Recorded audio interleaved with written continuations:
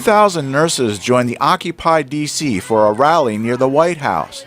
They want a tax on stock trades to curb Wall Street speculation and raise revenue for infrastructure, jobs, and human needs. Since President Obama is opposed to the idea, the demonstrators mock his Treasury Secretary, Timothy Geithner.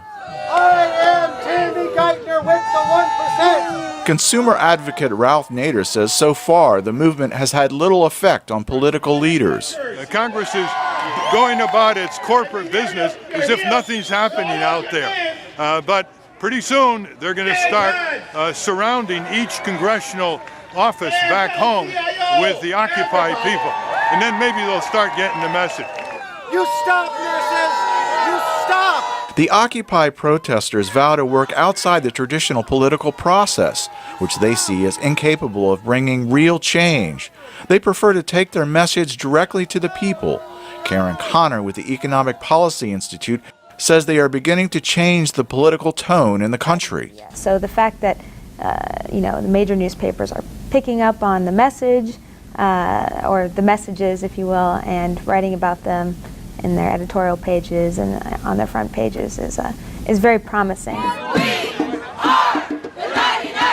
Some political analysts believe the Occupy message is starting to replace the dominant Tea Party message of the past 2 years, that big government has bankrupted the country. John Cavanagh is director of the Institute for Policy Studies. The bigger story is we have a country that is broken, that isn't working for the majority of people, that is grotesquely unequal.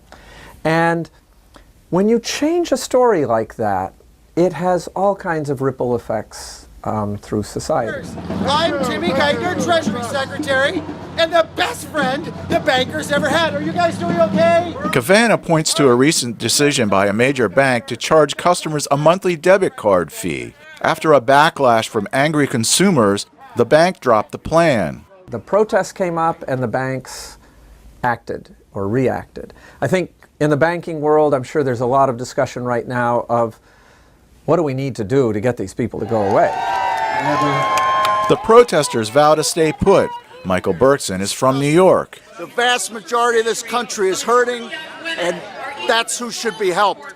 Wall Street can afford it. A financial transaction tax on Wall Street will not only help the vast majority and pay for infrastructure spending, but it will curb their greed.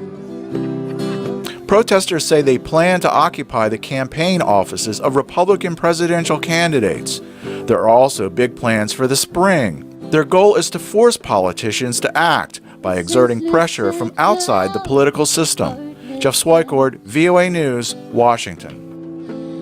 It washed away my